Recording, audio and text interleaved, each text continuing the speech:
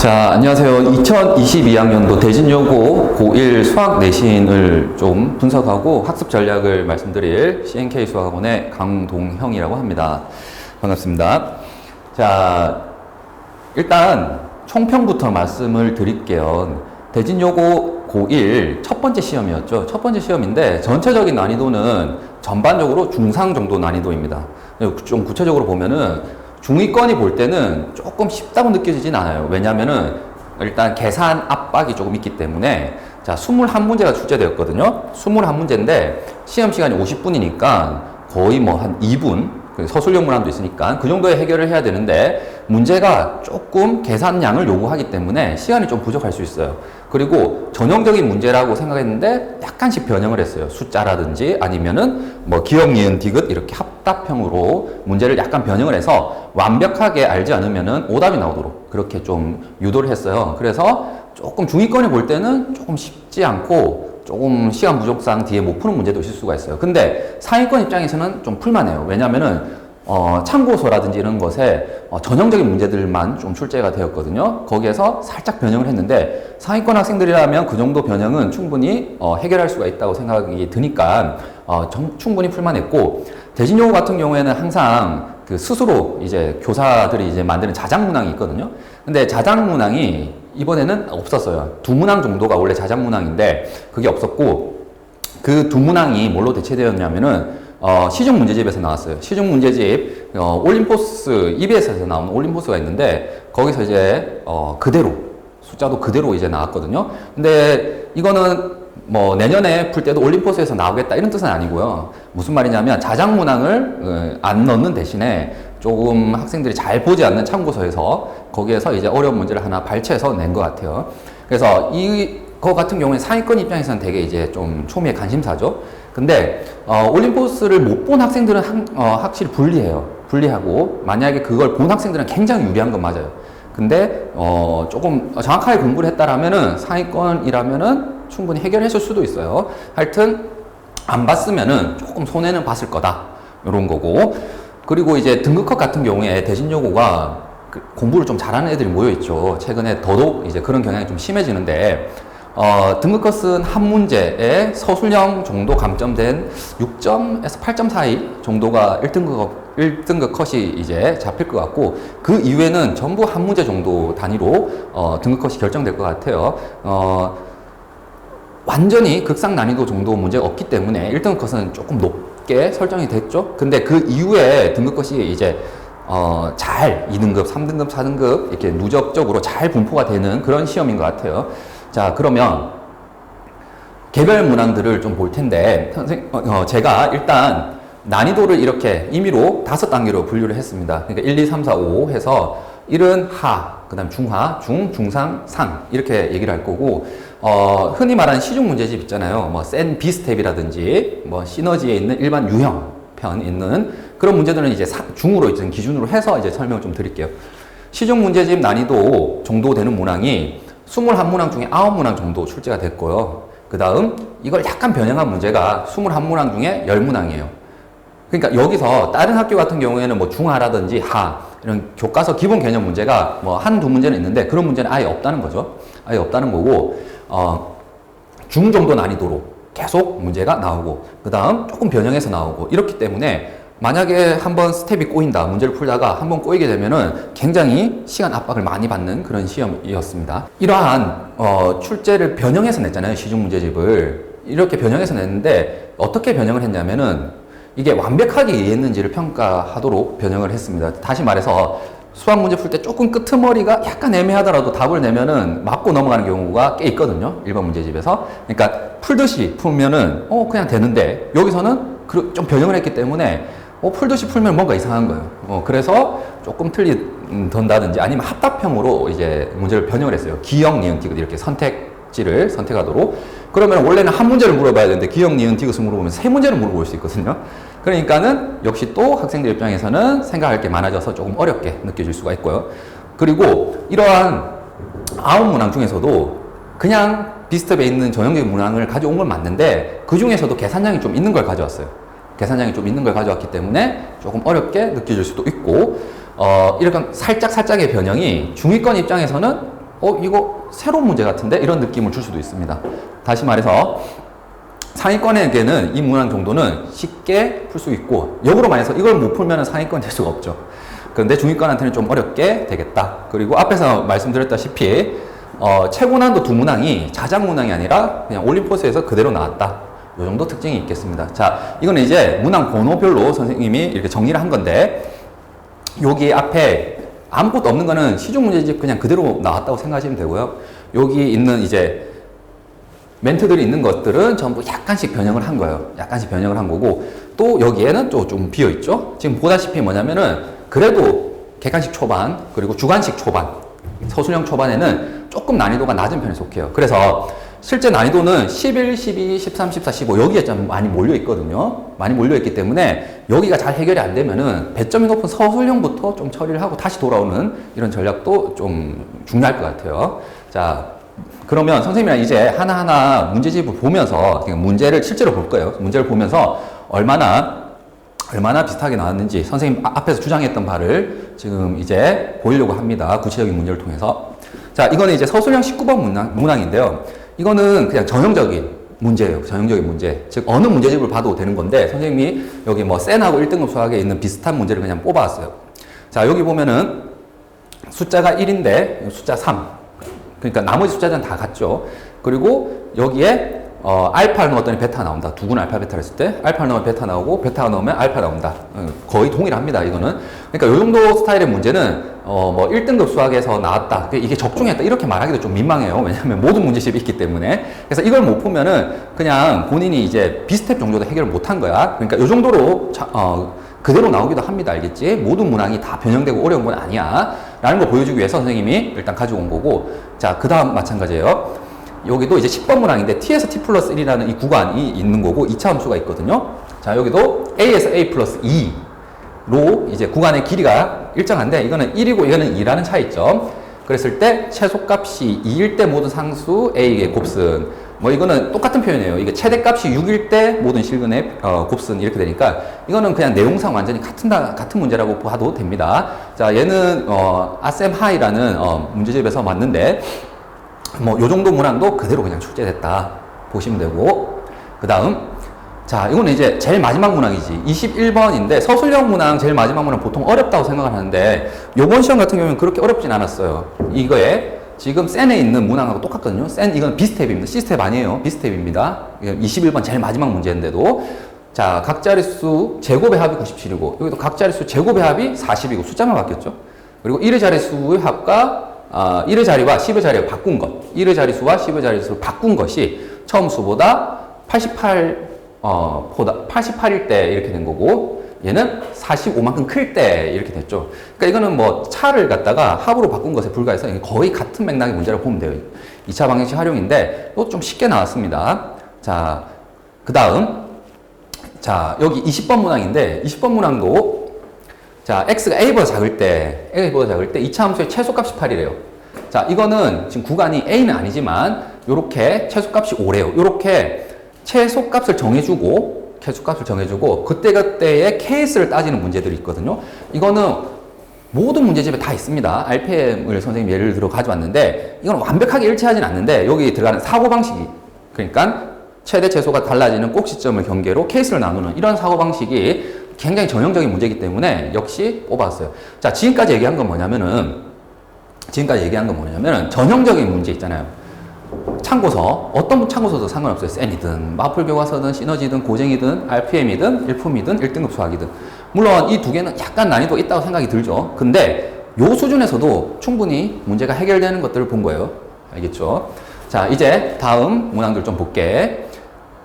자, 여기는 이제 8번 문항인데요. 8번 문항은 x제곱 플러스 x 플러스 b 이꼴 0에서 a를 잘못 보고 풀었더니 얘고 b를 잘못 보고 풀었더니 얘가 된다. 이것도 마찬가지죠. 여기는 x의 개수를 잘못 보고 맞지? 여기는 상수항을 잘못 보고 맞죠? 그러면은 이거는 모든 문제집이 있어요. 이거는 또 마플 시너지에서 가져온 건데 모든 문제집이 있는데 이걸 그대로 냈느냐? 그렇진 않고 이렇게 기억 닌디귿으로 합답형으로 약간 변형을 한 거죠. 그러니까 여기서는 a제곱 더하기 b제곱만 구하면 되는데 여기서는 그렇지 않고 하나, 둘, 세 개를 판단해야 돼요. 그치? 그러니까 실질적으로 얘가 굉장히 어렵게 느껴지느냐? 그렇진 않아요.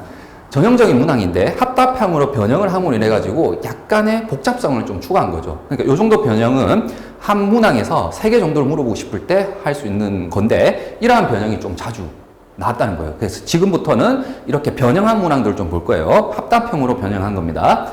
자, 그 다음 9번인데요. 대신 요거. 자, G4제곱이 1-i, 1 플러스 i래요. 자, 요 표현 보세요. 여기랑 거의 같죠. 물론 이거는 이제 위아래 바뀌어 있고, 그 다음 이건 4제곱인데 이거는 1제곱이에요.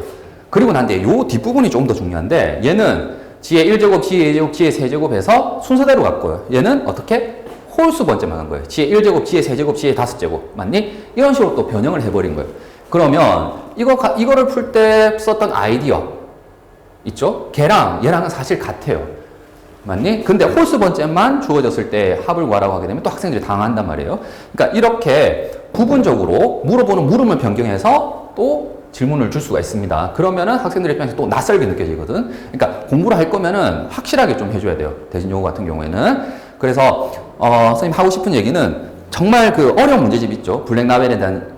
블랙라벨이라든지 이런 굉장히 복잡한, 계산이 복잡한 그런 문제들보다는 전형적인 문제에 대해서 생각을 조금 유연하게 하는 연습이 더 필요합니다. 그래서 막 어려운 문제집만 드립다 풀고 막 이렇게 공부해서는 조금 출제 포인트에 맞지 않는다. 이런 얘기를 하고 싶어요. 자, 그 다음.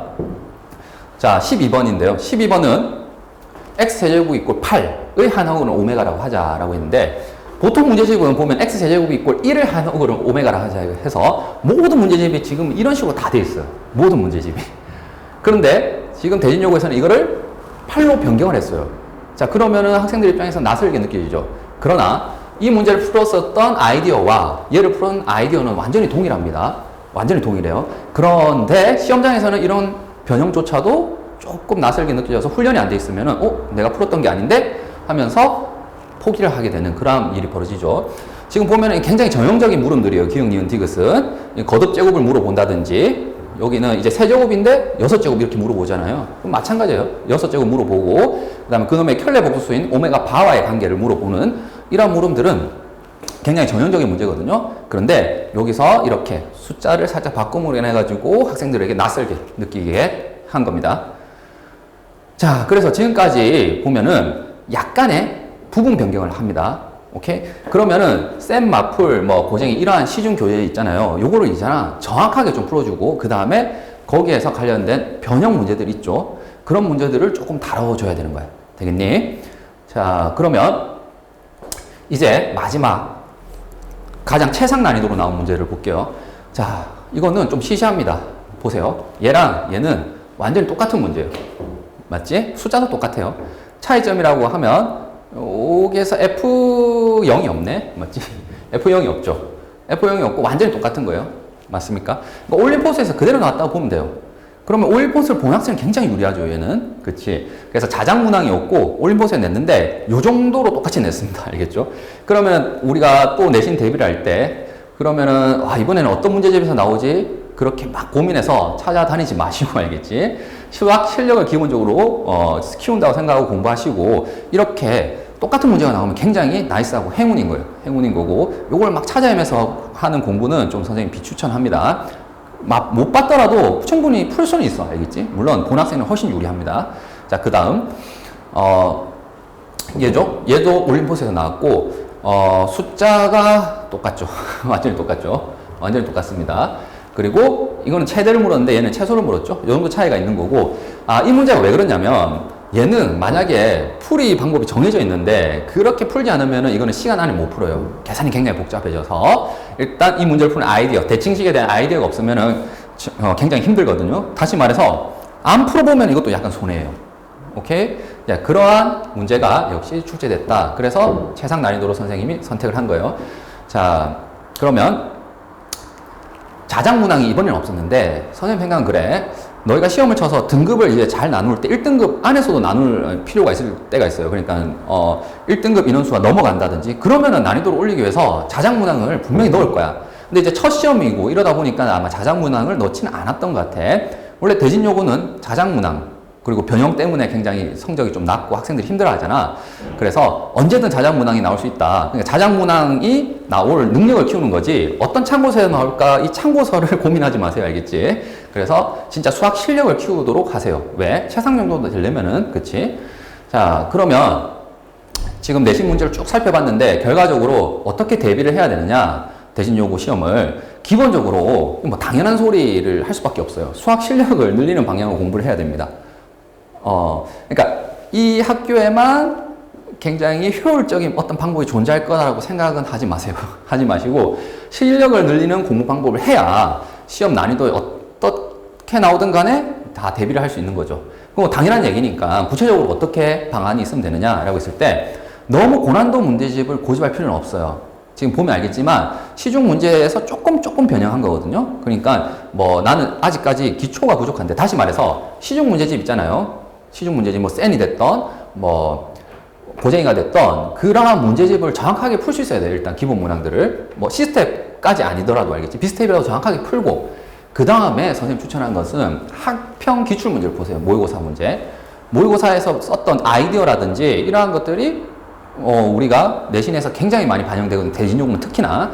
그 다음에 여기는 이제 뭐 계산이 너무 복잡한 거는 역시 또 제외를 해도 좋습니다. 그 다음에 고난도 문항을 연습하세요. 그러니까 그 끝에 한두 문제 맞추고자 요걸 너무 소홀히 하면 안 된다는 뜻이에요. 왜냐면은 여기에만 포커스가 있는 시험이 아닙니다. 즉 시험 평균이 막 30점이고 이런 시험이 아니거든요. 알겠죠? 그래서 이 순서대로 풀 걸 선생님은 추천을 하고, 자, 이거는 약간 팁인데 객관식 마지막 5문항이 난이도가 좀 있거든요. 그러니까 이 문항이 만약에 좀 부담스러우면 우리가 시간 배분을 어떻게 하자고, 서술형 앞문항을 먼저 푸세요. 이거 풀기 전에. 그렇게 하게 되면은 문제도 읽지 못하고 못 푼 문항은 생기지 않겠지. 그래서 이렇게 조금 시험장에서 센스를 발휘해 주면 좋을 것 같아. 자, 그 다음 좀 더 구체적으로 중위권하고 상위권 구분해서 얘기를 하자면, 중위권은 어쨌든 간에 지금 보다시피 쌤 비스텝 정도 수준에서 나오는 문제가 굉장히 많거든. 그러니까는 그러한 문제에 대해서 계산력을 좀 확보해 줘야 돼. 왜냐하면 제한 시간이 있거든. 그리고 문제를 변형을 하잖아. 그러니까 그 변형 문항에 대해서도 조금 훈련이 돼 있어야 됩니다. 그래서 선생님 같은 경우에는 오답 노트를 학생별로 그 데이터, 그러니까 입력을 너희가 하면 학생별로 오답이 나오는 그러한 오답 노트와 그 다음에 인근 시험, 학교 시험이랑 예상하는 시험을 모의고사를 수업 때 매번 풀고 있거든요. 그러니까 선생님한테 꼭 하지 않더라도 이러한 연습을 해줘야 된다는 거예요. 이게 의미 없는 행동이라 생각하지 마세요. 알겠죠? 시간이 되게 중요해, 생각보다 대신 요거는. 그 다음 전형적인 유형에서는 좀 빠른 풀이를 좀 숙지할 필요가 있습니다. 무슨 말이냐면 이게 내신이잖아. 어쨌든 내신이기 때문에 수학적으로 논리적인 풀이가 있고요. 이 전형적인 유형에 대해서 이 논리적인 풀이를 대체해서 좀 빠르게 풀 수 있는 풀이가 있습니다. 여러한 팁들, 이게 팁이 되겠지. 그런 것도 이 시험에서는 절대 간과할 수는 없거든요. 그래서 그러한 대비를 하기 위해서 선생님은 이제 테마별 교재랑 워크북을 학생들한테 풀리고 있습니다. 그러니까 전형적인 문제에 대해서는 좀 빠른 풀이, 그거를 학교 선생님도 다 알고 있어. 뭐 시중 학원도 다 알고 있기 때문에 그러한 것에 대해서도 연습을 좀 해줘야 돼. 그래서 선생님은 이걸 통해서, 선생님 수업만 한다고 해서 되는 게 아니거든. 너희가 꼭 숙달을 해야 돼서 워크북까지 제공을 하고 있고요. 그 다음 상위권 같은 경우에는 뭐니 해도 이게 다 된다고 쳤을 때 상위권은 자작문항이에요. 처음 오는 문항. 이런 것들의 난이도인데 이게 사실 학원에서 대비가 안 될 가능성이 커요. 사실 커요. 선생님도 수업하고 있지만. 근데 이러한 자작문항은 어쨌든 간에 수학 실력이 향상되면 늘어나는 거거든. 그러면은 내가 수학 실력을 늘려야 된다는 관점에서 문제를 풀어줘야 돼요. 무슨 말이냐면 평소 생각하는 연습을 좀 해줘야 돼. 안 풀린다고 해서 바로 답지를 본다든지 그렇지는 마. 왜냐면은 이미 너희가 요 단계를 거쳤다면, 즉 시중 문제집을 이미 다 풀었다라면 조금 생각하는 연습을 하시고요. 그리고 학병 기출, 특히나 학병 기출이 중요합니다. 학병 기출에서 그 문제의 아이디어라든지 이런 것들을 공부하는 연습을 꾸준히 하셔야 됩니다. 알겠죠? 그래야지만 수학 실력이 올라가고 그 수학 실력이 점수로 연결될 거야. 알겠니?